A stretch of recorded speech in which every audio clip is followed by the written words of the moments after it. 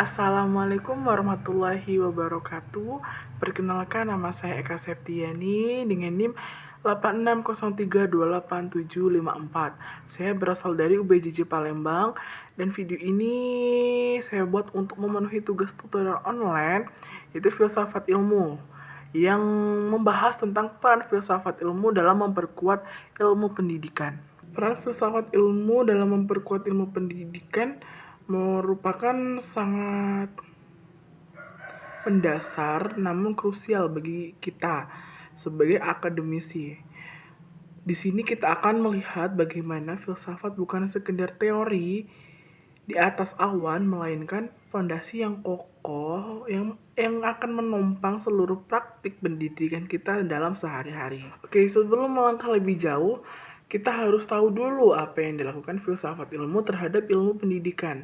Di bab awal ini, kita akan membahas dua kata kunci penting, yaitu eksistensi dan keilmiahan. Dan mengapa pendidikan layak disebut sebagai ilmu mandiri?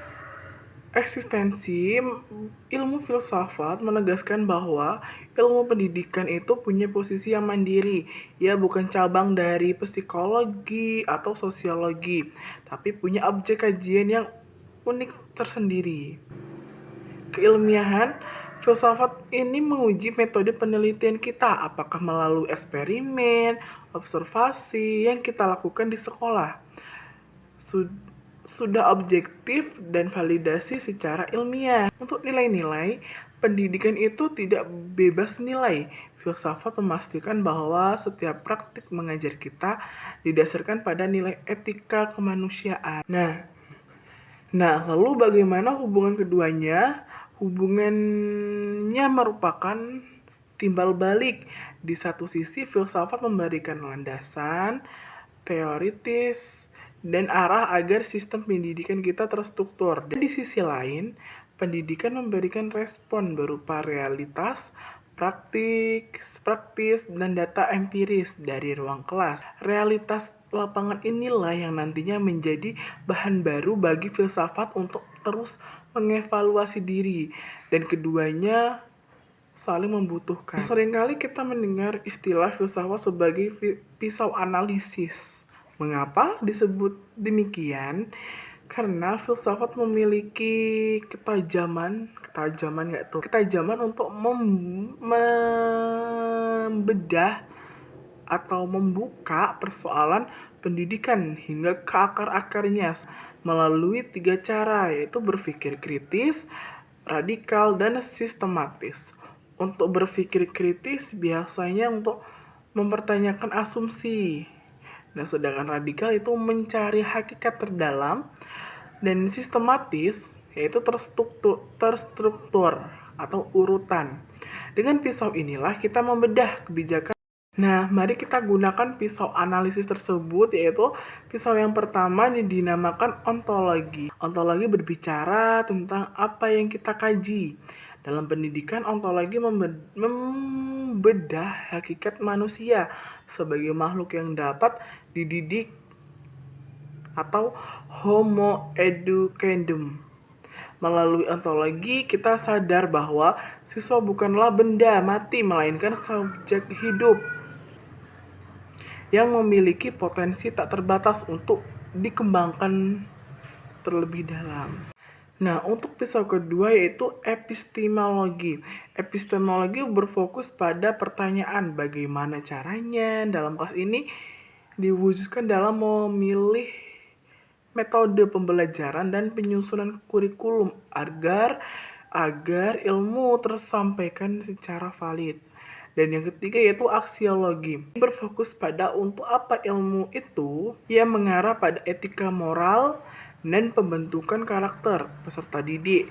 Ilmu tanpa aksiologi akan melahirkan orang pintar yang tidak punya moral. Lalu, apa contoh konkretnya di Indonesia saat ini?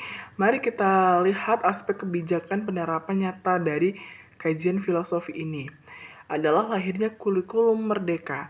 Kurikulum ini dilandasi oleh filsafat progresisme dan konstruktivisme yang menekankan bahwa pendidikan harus fleksibel, harus fleksibel, kontekstual, dan memerdekakan pemikiran siswa. Kebijakan ini tidak dibuat asal-asalan, tetapi lewat refleksi filosofi yang mendalam. Dan itu, level kebijakan filsafat juga masuk ke dalam proses pembelajaran di kelas. Contohnya adalah metode student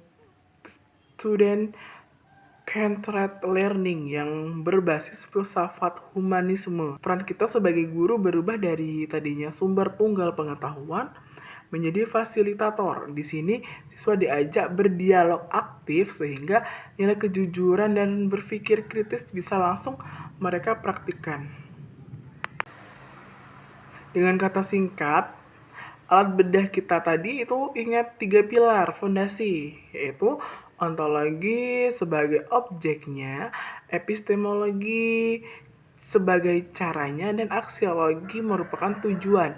Jadi ketiga pilar inilah yang memastikan ilmu pendidikan kita tetap kokoh, sistematis, refleksi, dan selalu kontekstual mengikuti perkembangan zaman. Filsafat merupakan teori umum dari pendidikan tanpa kompas bernama filsafat.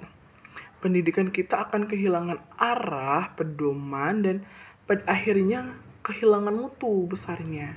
Baik, sekian pemaparan materi dari saya mengenai peran pentingnya filsafat ilmu dalam dunia pendidikan kita.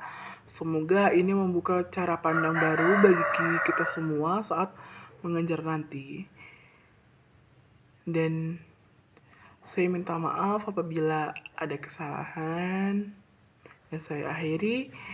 Wassalamualaikum warahmatullahi wabarakatuh.